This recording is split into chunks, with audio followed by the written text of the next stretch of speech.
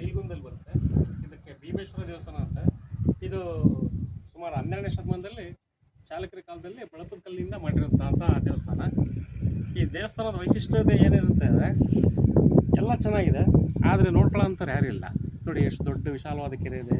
ಇದೊಂದು ದೊಡ್ಡ ಪ್ರವಾಸಿ ತಾಣ ಆಗುತ್ತೆ, ಆದರೆ ಇದನ್ನು ಯಾರೂ ಅಷ್ಟು ತೋರಿಸ್ತಾ ಇಲ್ಲ, ಇದನ್ನು ಮಾಡ್ತಾ ಇಲ್ಲ. ಹೀಗಾಗಿ ಇಲ್ಲಿ ಜನಕ್ಕೆ ಗೊತ್ತೇ ಇಲ್ಲ. ಇದು ಹರಪನಹಳ್ಳಿ ಹೋಗೋ ರೋಡಲ್ಲಿ ಬರುತ್ತೆ. ಹರಿಹರದಿಂದ 29 ಕಿಲೋಮೀಟರ್ ಆಗುತ್ತೆ. ಬಂದರೆ ಒಳ್ಳೆ ಪಿಕ್ನಿಕ್ ಸ್ಪಾಟ್ ಆಗುತ್ತೆ, ಚೆನ್ನಾಗಿದೆ ವಾತಾವರಣ. ಬರುವಾಗ ನೀರಿನ ಬಾಟ್ಲು ಪ್ಲಸ್ ಇಲ್ಲಿ ಶೌಚಾಲಯದ ವ್ಯವಸ್ಥೆ ಇಲ್ಲ, ಅದನ್ನು ಫಸ್ಟ್ ತಿಳ್ಕೊಂಡು ಏನಾದ್ರು ತರಂಗಿದ್ರೆ ಊಟ ತಿಂಡಿ ಏನಾದರೂ ತರ್ಬೋದು, ಕೂತ್ಕೊಂಡು ಊಟ ಮಾಡ್ಬೋದು. ನೀರಿನ ಫೆಸಿಲಿಟಿ ತೊಗೊಂಡು ಬಂದರೆ ಸಾಧ್ಯ ಆಗುತ್ತೆ. ಇನ್ನೂ ಅದ್ರ ಬಗ್ಗೆ ಸರ್ಕಾರ ಗಮನ ಕೊಟ್ಟಿಲ್ಲ. ಸರ್ಕಾರ ಗಮನ ಕೊಟ್ಟರೆ ಇದು ಒಂದು ಪ್ರಾಧಿಕಾರದಿಂದ ಒಳ್ಳೆ ಆದಾಯ ಸಿಗುವಂಥ ದೇವಸ್ಥಾನ ಆಗುತ್ತೆ.